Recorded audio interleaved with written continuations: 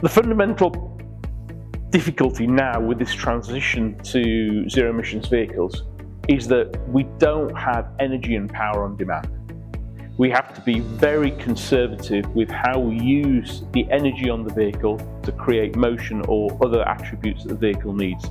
That means we can no longer say, there's the engine, it produces 300 horsepower, it produces 1,000, 1,500 newton meters of torque. Here's a transmission that covers the speed range. We'll put a fuel tank on it as big as we need. We haven't got that luxury anymore. So every single system on the vehicle has to pay for its ride. So integrating, combining functions, developing systems that as a whole give a greater value than the sum of their components is going to be the next phase of our engineering world. So let's take a battery electric vehicle. A battery electric vehicle takes X amount of energy to carry it through its working life, kilowatt hours. But it needs Y amount of power. That's the instantaneous energy required in any given time. That Y amount of power creates heat, but also it needs cooling to manage it.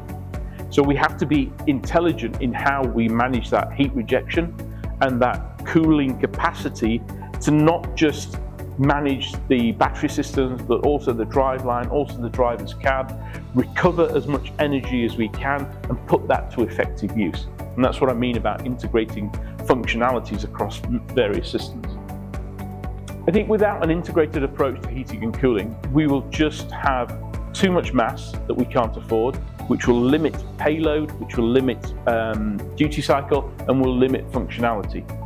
So if we want to stand out in our field, we have to look at integrating functions. We have to look at an integrated thermal management system with a battery system, with a drive system, with a fuel cell system, such that we make best use of all the energy aboard the vehicle. Take the example of the diesel engine. Gone are the days when you had 40, 50, 60% waste heat from an engine that you could do what you wanted with. We don't have that luxury anymore. I'll give you a really good example. In my past, I've designed hydrogen vehicles. By integrating the thermal management of a fuel cell vehicle, you can take the overall system efficiency from a fuel cell efficiency of 60-odd% up to 70, 80% overall vehicle level energy efficiency. That 30% or 20% increase in efficiency gives us more range, increases our payload, but more importantly, it has a huge impact or uplift in the TCO of the vehicle. So there's three benefits there. Yes, it's a lot more upfront engineering time and effort, but the dividend and the payback in terms of market and customer satisfaction are huge. Grayson at the moment, we have a myriad of subsystems that we can intelligently combine to give the customer a value package that is, as I said before, greater than the sum of its individual components. We can help and work with OEMs and other vehicle producers to create a bespoke thermal management system, leveraging the efficiencies that we can bring, but also giving them a unique product and a unique position in the market. What I want to share at Innovatrix is 1, work together. 2, efficiency is absolutely key. And 3, know what you want. And if you don't know what you want, then work together to define what you want before you pick your pencil up. Grayson's is a unique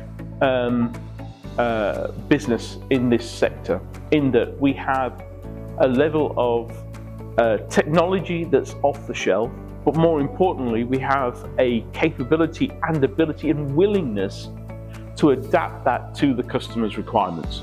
If you look at some of our competitors, they will have a standard product and that is the product.